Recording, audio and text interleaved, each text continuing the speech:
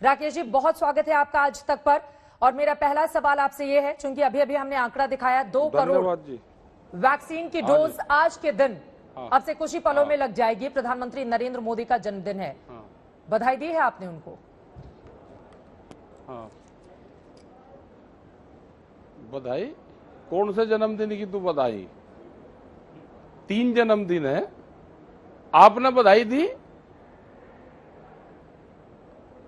प्रधानमंत्री का 7वां जन्मदिन है, नरेंद्र मोदी का 71वां जन्मदिन है, और संघ का मैं ये कह रहा कि संघ का है। राकेश जी, उन्होंने किसानों की मौत हुई है यहाँ पे, उन्होंने एक बार भी 2 शब्द कहे हैं कि जो दिल्ली के चारों तरफ उनके घर के बहुत नजदीक 650-700 लोग शहीद हुए हैं। 2 मिनट के लिए उनके भी कह देता कि हमको दुख है उनके लिए, तो ये किसान भी उनको कह देता हाँ ठीक है। आज के दिन ही 1 साल पहले लोकसभा में कृषि बिल पास हुआ था। इन 1 सालों में क्या खोया क्या पाया? क्योंकि नवंबर से आप लोगों का किसान आंदोलन भी एज इट इज जारी है। राकेश टिकैत जी। हाँ जी, तो हम तो देश के किसान के साथ में हैं, देश के बेरोजगार के साथ में हैं, देश की जो आम जनता है उसके साथ में है, और देश को बहुत नुकसान हो रहा है, ये देश की जनता जानती है। तो नुकसान हो रहा है देश को, इसीलिए यहां पर बैठे हुए हैं। जो काले कानून भारत सरकार लेकर आई, उन काले कानून के विरोध में यहां पर बैठे हुए हैं। 10 महीने हो गए हमको भी यहां पे संघर्ष, पूरा 1 साल से भी ज्यादा का होगा जो आंदोलन किसान यहां पे कर रहा है इन काले कानून के खिलाफ, और सरकार इनको वापसी लेने को तैयार नहीं है अभी भी। तो ये तो सरकार को भी सोचना है ना, ये कब तक यूं ही चलेगा? और राकेश जी, अगला सवाल आपसे मेरा ये है टिकैत साहब, चूंकि आज अकाली दल के तमाम नेताओं कार्यकर्ताओं की ओर से जमकर हंगामा और प्रदर्शन किया गया है इसी कृषि बिल को लेकर। पंजाब में 6 महीने के बाद चुनाव होने हैं, आप इसको सियासी तौर पर देख रहे हैं या आपको लग रहा है कि नहीं, वास्तव में अकाली दल आप जैसे किसानों के साथ में है?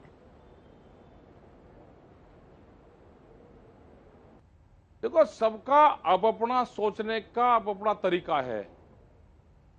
चुनाव है तो वे चुनाव के नजरिए से भी देखेंगे, वे किसानों का जो इशू है उसको वे उठा रहे। हमने तो कहा कि पूरा विपक्ष को सड़कों पर रहना चाहिए, उनको मुद्दे उठाने चाहिए। जब सरकार में रहते हुए उनके लोग मुद्दे उठा रहे हैं तो विपक्ष की तो ये जिम्मेदारी बनती है कि वो भी मुद्दे को उठाए। और आगे हैं लोग, सड़कों पर आएंगे, और भी लोग आएंगे सड़कों के ऊपर। नवजोत सिंह सिद्धू की ओर से कहा गया है कि दरअसल बादलों का बोया ये बीज है। मैं उस पर आऊंगी, लेकिन उसके पहले आपने असदुद्दीन ओवैसी को बीजेपी का चचा जान क्यों बताया था?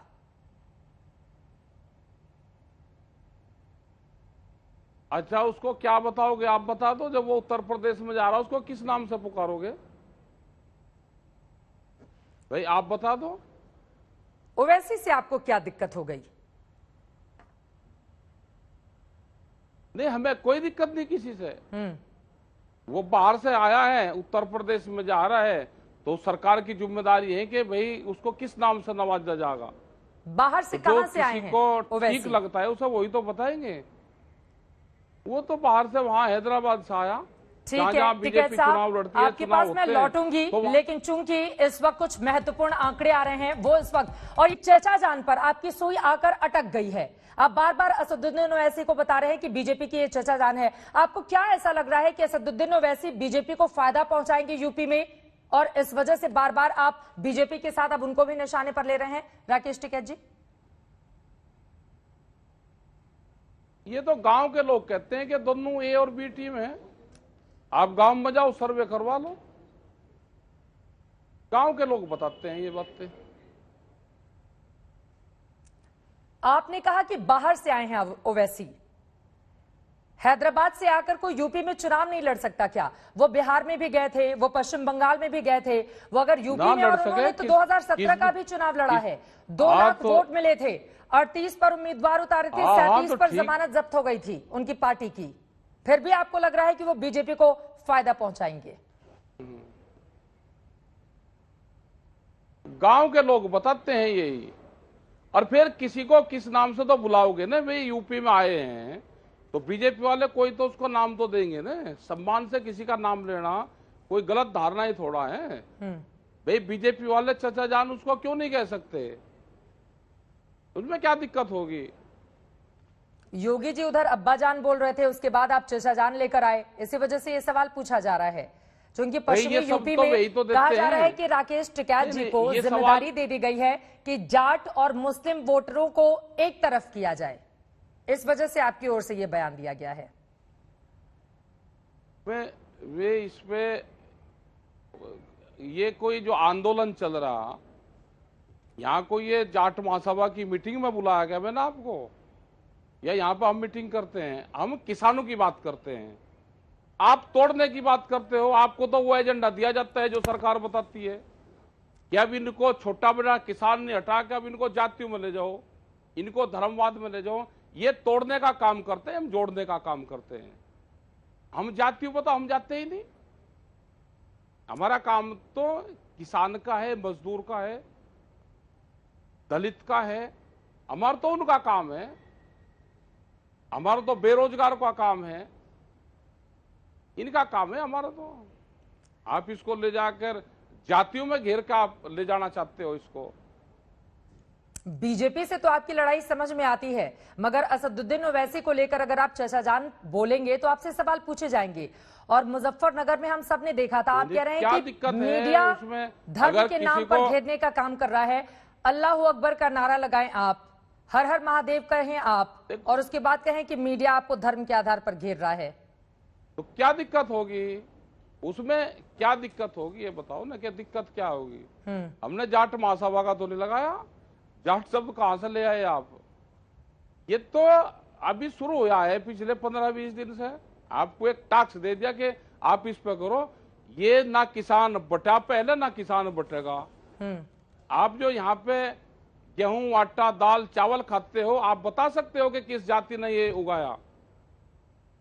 आप बता दो मुझे। अगर भाई आप फसलों को देख के ये बता दो कि कौन सी जाति ने ये उगाया, तो भाई हम भी बता देंगे, या आपके जो दूसरे लोग हैं वे बता दें।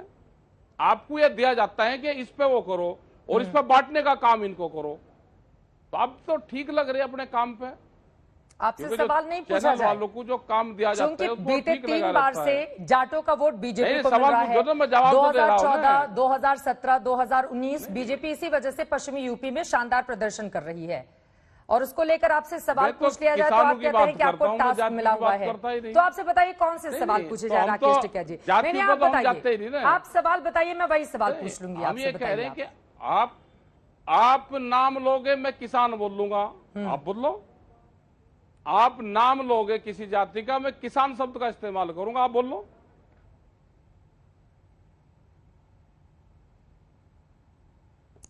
पश्चिमी यूपी में लेकिन बीते 3 बार से खासतौर से जाट समुदाय ने बीजेपी को वोट दिया, ये तो एक सच्चाई है। 2013 के बाद वहां पर समीकरण बदल गए थे, आप खुद जानते हैं, आप वहीं से आते हैं। और अभी अलीगढ़ में प्रधानमंत्री नरेंद्र मोदी की ओर से किसानों को संबोधित किया गया, आपने सुना था उनका संबोधन? सुना। उन्होंने छोटे जोत के किसानों के लिए कहा कि सरकार ने किसानों को भी बांटने का काम करा। उन किसानों का जो फसलें उन्हें कम रेट पे बेच रहे हैं, उसका जो डिफरेंस है वो दे दे सरकार। मतलब ये कहा कि 6,000 रुपये हम भेज रहे हैं, लेकिन वो फसलें अपनी सस्ते में बेच रहे हैं।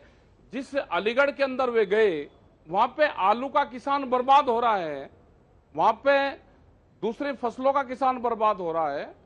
और वहां से लगा कर दूर बिहार तक वो आलू और मक्का की खेती करता है, वो बाजरे की खेती करता है। वो बाजरे का किसान जो आज 1100 से 1200 रुपए में बाजरा बेच रहा है, भारत सरकार का रेट 2100-2200 रुपए का करीब है।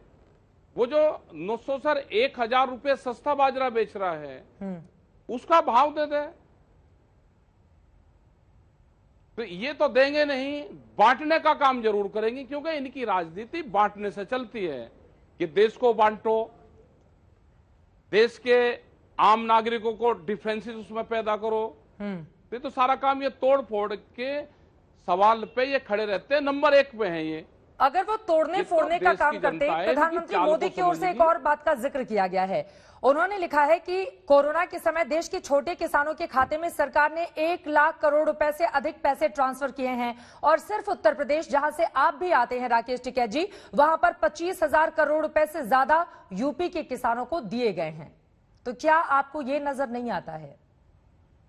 नहीं, कहीं के दे दिए आप। हमने कहा कि हमको भाव दे दो आप हमारा ही पैसे हमको दे नहीं रहे, गन्ने का भुगतान आपने दिया नहीं, फसलों के रेट आप आधे दे रहे हो और कह रहे जी आपके खाते में दे दिए। आप हमारा भाव दे दो ना, उसका हिसाब किताब करवा दो आप हमारा।